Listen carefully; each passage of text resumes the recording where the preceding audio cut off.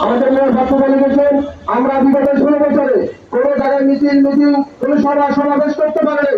মানুষের বাক স্বাধীনতা ছিল না, মানুষের কোনো অধিকার ছিল না, রাস্তাঘাটে কথা বলার কোনো শক্তি ছিল না। আমাদেরকে জোর করে ক্ষমতা দেখিয়ে সবাইকে বসিয়ে দেওয়া হয়েছে।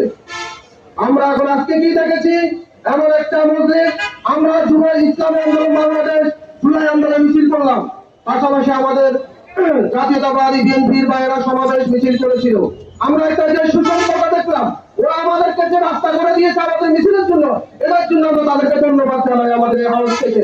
আমরা আশা করবো আগামীতে আমরা যে দল করি না কেন প্রত্যেক দল আমরা একসাথে মিলেমিশে এই উপজেলাকে 3 আসনকে কিভাবে দেশের মানুষের কল্যাণের জন্য আমরা কাজ করতে পারি ঐক্যবদ্ধভাবে আমরা সেই ব্যবস্থা গ্রহণ করবো ইনশাআল্লাহ।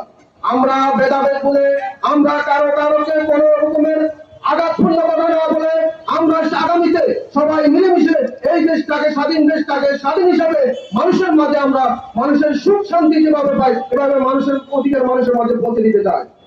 আমরা আপনাদের কাছে আহ্বান জানাবো, দাগনভূঞা বাজারের ব্যবসায়ীবৃন্দ এবং সকল তৈরি জনতাকে আমরা জানাবো, আগামীতে আপনি হাত পাখাকে একবার সুযোগ দিয়ে দেখেন। 16 বছর, 17 বছর, 52 বছর, 53 বছর আমরা অনেক সুযোগ দিয়েছেন অনেক দলকে, কিন্তু ভাগ্যের পরিবর্তন কারো হয় নাই। আমি আশা করব আগামীতে ইসলামী আন্দোলন বাংলাদেশ হাত পাখাকে বিজয়ী করে আপনারা এই দেশে ইসলামী হুকুমত প্রতিষ্ঠা করবেন। মানুষের কাঙ্ক্ষিত ফলাফল যেন মানুষ পায়, মানুষের অধিকার যেন মানুষ পায়, যেন বৈষম্য মুক্ত একটা রাষ্ট্র আমরা গঠন করতে পারি এবং ইনসাফ ভিত্তিক একটা রাষ্ট্র গঠন করতে পারি। সেজন্য সবাই আমাদের সহযোগিতা করবেন এবং পাশাপাশি আগামী নির্বাচনে হাত পাখাকে বিজয়ী করে আপনারা আপনাদের প্রতিষ্ঠিত করবেন। এই বলে এখানে আলোচনা সমাপ্তি করলাম। আসসালামু আলাইকুম।